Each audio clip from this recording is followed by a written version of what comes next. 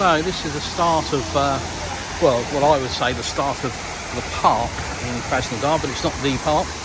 It is a park in between the main roads. So we've got on one side traffic going one way and traffic going the other way on the other side. Down through the middle is this area for people. Fountains are a big thing in our region. I don't know about across Russia, but these are shooting water 10,000 feet into the air. All right then, 50 feet. I'm English, we're prone to exaggeration. So yeah, really cool fountain, lit up at night, I understand, and that would look really cool later on. But hopefully we'll have some more sights later when we go to the main park here in Krasnodar. Galitsky Park, it might be. Forgive my pronunciation, forgive me if I've got that wrong. So we've got this really cool monument, memorial. I'm guessing it's memorial to the revolution.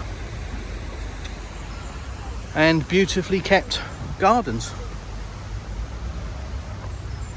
Roses are popping out, so springtime here in Russia, although if you're English this feels like summer.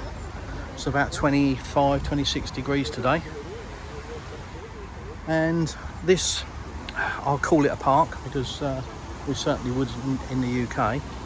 This goes on for about 1, maybe 2 kilometres up through the middle of the main high street, or the main street, and it's just a lovely area where people can come out from the city and get some space and some peace and quiet and have their lunch. Horsey rides. I might get on that to get back. And I know I mention this a lot in videos, but it makes such a difference. Look, rubbish bins everywhere.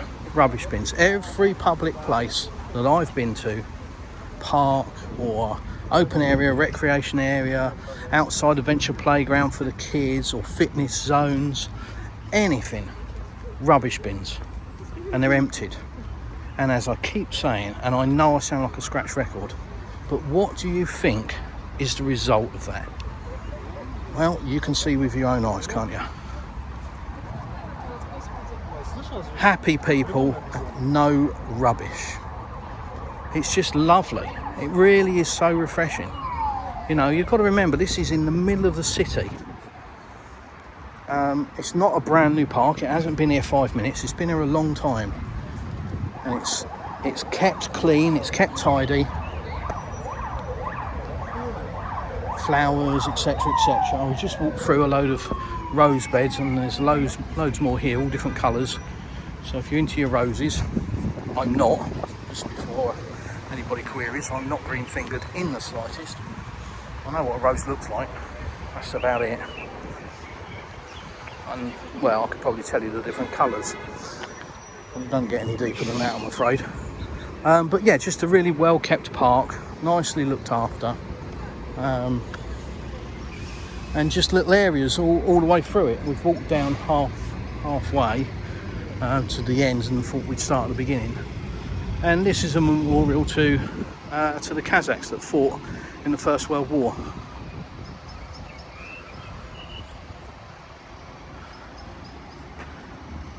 And again, I've said this before, Russians remember the sacrifice. They honour their dead, and that is why, for me, I've found that the Russian attitude, culture is so deep, and very, very caring, they really do care about their fallen, they really do care about their people. So yeah, and I've got to say, there is always money being spent wherever you go for infrastructure, for new parks being built. There's always something going on, and case in point, they're building over there. I'm not sure what, but there's something else just over there that they're building. So there's always something being built somewhere. Looks like another fountains actually. I can see the water pipes and stuff. So yeah, so this is just sort of coming to the first intersection, if you like, of the park, which is where the roads cross through. And you've got obviously a pedestrian crossing, and pedestrian crossings in Russia predominantly bleep, so you don't just get the visual, you also get the audio, which is quite nice.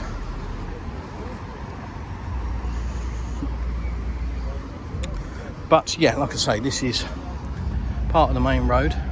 Got a huge electronic sign up there, just over the top of the trees, just up there.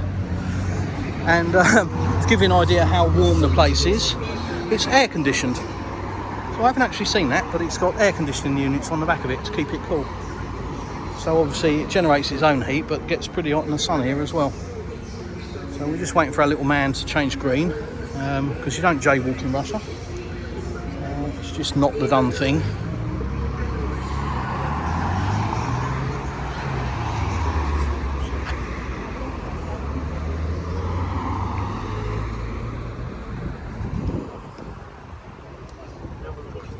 And this is, 6 lanes through the middle of the town. Well, I keep talking the town, it's not a town, it's a city. City of Krasnodar. And trams. So, travelling with Russell, if you're watching, there's a tram here for you. I know you love a tram.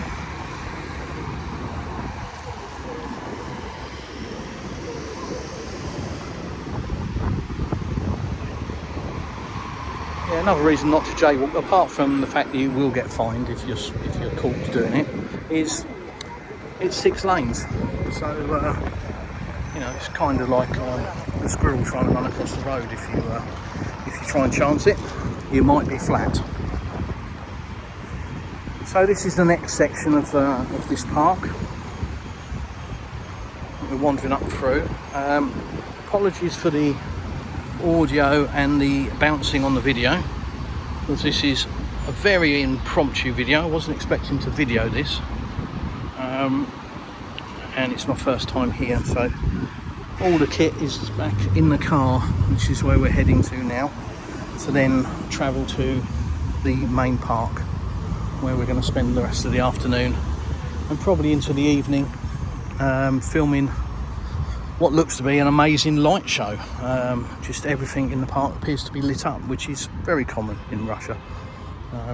Probably my first thing I saw when we came out of the airport, the first time I came here, was 2 o'clock in the morning, everything lit up like Las Vegas. It was amazing. And you know, that's the joy of having a society where utilities are cheap. And whilst we're on that subject, gas and electric is government controlled and government owned, so you haven't got to do comparison sites to find cheaper deals. You haven't got to shop around or do any of that nonsense, because you've got one supplier. And before anybody says, oh, dictatorship, that one supplier is deliberately capped, so it cannot make a load of money out of people. So the prices for electricity and gas here will make your eyes water if you're coming from the west. And I will do that in a separate video. I've got a plan just to talk about utilities and show some of the infrastructure. But it's, you know, why we went to privatisation, absolute suicide for the people. It's okay if you don't worry about paying the bills, but if you're back in the UK, what's your electricity bill like a month, or your gas bill? Scary, I would imagine. Terrible. Here, yeah, as I said, it's capped by the government, so it's very, very low. I think our gas bill will be 10, maybe £15 a month, and our electricity bill may be around the same, £15 or £20 a month.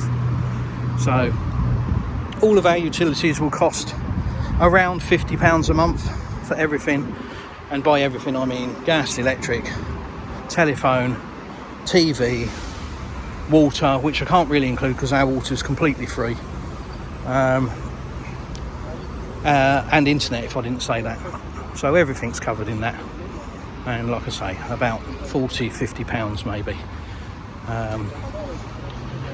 In the winter that we've just had, we were on electric only with no gas because we're on a new development, and just running electric, it was obviously quite a bit more because it was heating the house as well as the lights and cooking and everything else. So we were paying around £150 a month for electric because we just had the heating on 24/7. It's underfloor heating and we just left it on. Whereas now it will be on gas, so it will be straight away a quarter of the price probably. And now we're obviously much more understanding of the system, we will regulate it. Whereas I've got to admit, last summer I just put it on in every room, left it on 24/7. So yeah, I know that's something we don't do in the UK. Turn it off at night, save some money. Don't worry about it here. But yeah, there we go. This is a second section of the park, and the closer we get to the centre of the town, I suppose the nicer it becomes. Is that fair to say? Yeah, I suppose it probably is. And the more near to the centre, you know, that's probably where most people congregate. This is more the quieter end. So you've got underground subways to get across the road, so you're not like the squirrel running across. And scooters, it's what we call scooter season here. So just grab a scooter, scan the QR code, come straight out your bank, and away you go. They're all GPS tracked, so you get on it wherever you see one, you scan it, you ride it to wherever you want, and you get off and you park it. And they're all collected in the evening, they're all bunched back up and dropped off in the zones the next morning after they've been charged. So perfectly okay to ride scooters here, and indeed 50cc and below, no number plates required, no insurance, just treated as a bicycle pretty much. So which again is something I've only just learned after 10 months of being here. Kept seeing scooters whizzing about with no number plates. I thought, hello, are they avoiding speeding cameras or something? But no, you don't have to have them. No number plates on the scooters. So you see all sorts. You see your 70 or 80 year old babushka going to the local shops on a scooter, riding down the pavement with a loaf of bread in her basket on the front. And yeah, I'm a bike guy, and I did see a site the other day. There was quite a decent high-powered bike, and the guy on it, crash helmet, which isn't compulsory out here, but you know, sensible. But crash helmet, full levers, leather jacket, leather trousers, leather gloves, wearing flip-flops. Russia, baby. So yeah, I guess he probably, I don't know, maybe he needed a pedicure or something. Pedicure, I don't know, but it did make me laugh. But again, you know, it's just a different culture and a different society. You know, it's Darwin theory. Stupid people do stupid things, and you know, they'll pay the consequences for it one day and look back and think, yeah, that was stupid. You know, that's the light bulb moment, isn't it? It's the same with a lot of tradespeople as well, especially in our region. And again, I'm only talking about our region. The tradespeople turn up, and if they're working in your garden, putting a fence up, or they've got a machine going or whatever, they'll be in flip-flops. Which, you know, you can imagine that in the UK, health and safety would be, well, there'd be steam coming out of their ears, wouldn't there? But here it's, well, if you're stupid enough to drop something on your foot or stick it somewhere where it shouldn't be, and that's your own stupid fault. So anyhow, this is third section, I would call it. And again, loads of little places to sit, lots of benches, and rubbish bins everywhere. And in case you missed it earlier in the video, and I do like banging on about it because it's something that really bugs me in the UK. Rubbish bins. Cure your problem with rubbish. Because if you're walking past a bin, you'd have to be a bit challenged, wouldn't you, upstairs, to not put your rubbish in a bin and throw it on the floor. And it's just not that kind of society, you know. People will look at you in disgust if you did that. So it's really nice to just come to a park, and we've got a gentleman here. There you go, there's a good example. Having a sweep up, emptying the bins, and that's perfectly normal. And it's just, like I say, it's a different society, different culture, and they care about their spaces and they care about their people. And as you can see, it's a nice sunny day, and everybody's strolling down here, enjoying the sunshine.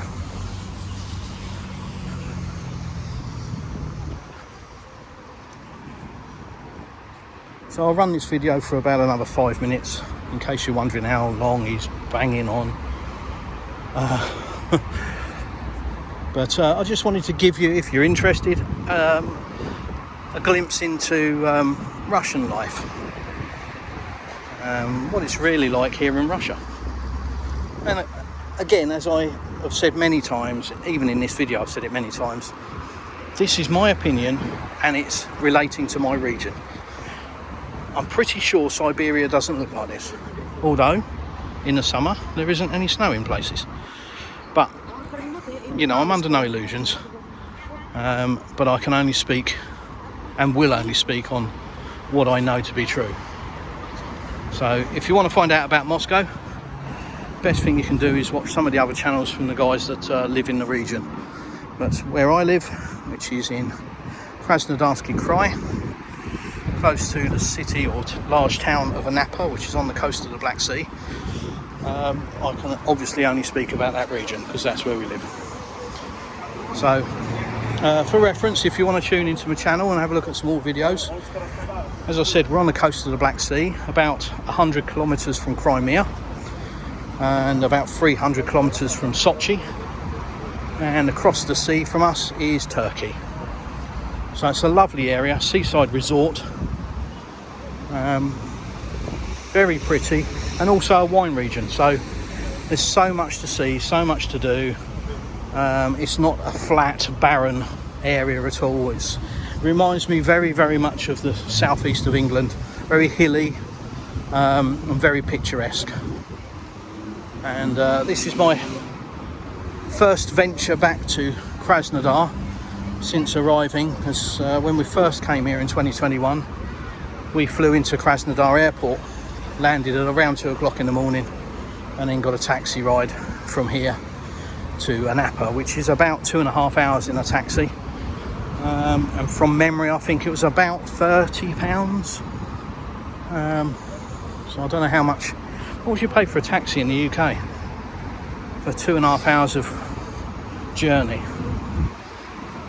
Phew, wouldn't be 30 quid, I know that. So, but then our first taxi ride in the actual town of Anapa, across the town, was 21 pence. Yes, you did hear that correctly, 21 pence. So just walking through this arch, which kind of reminds you a little bit of a French arch. I won't mention any names, but you get the idea. And this is the last intersection. And we've got another monument in front of us and more fountains. A few banks. Spare Bank, obviously, Alpha Bank.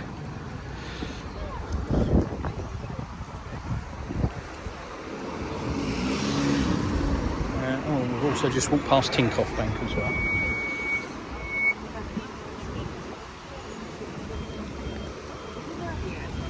So nearly at the end of this video, so I hope hasn't bored you too much.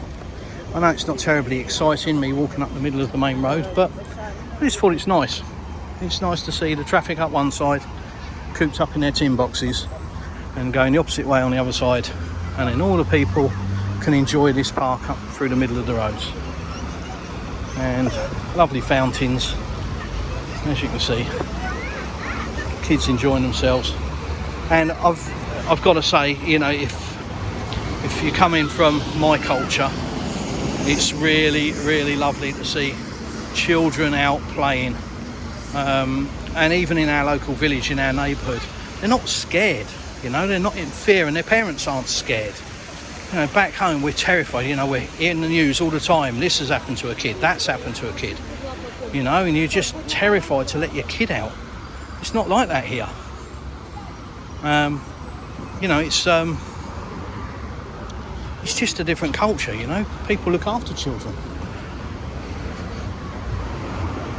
So yeah, the kids, quite often you'll see groups of, you know, little 3 and 4 year olds out playing. This gentleman, he seems happy on his accordion. It's one of the restaurants, and as I say, we're getting nearer to the town now, so it's getting a bit more places for people to eat, cafes, restaurants, etc. That's supposed to be quite a nice restaurant.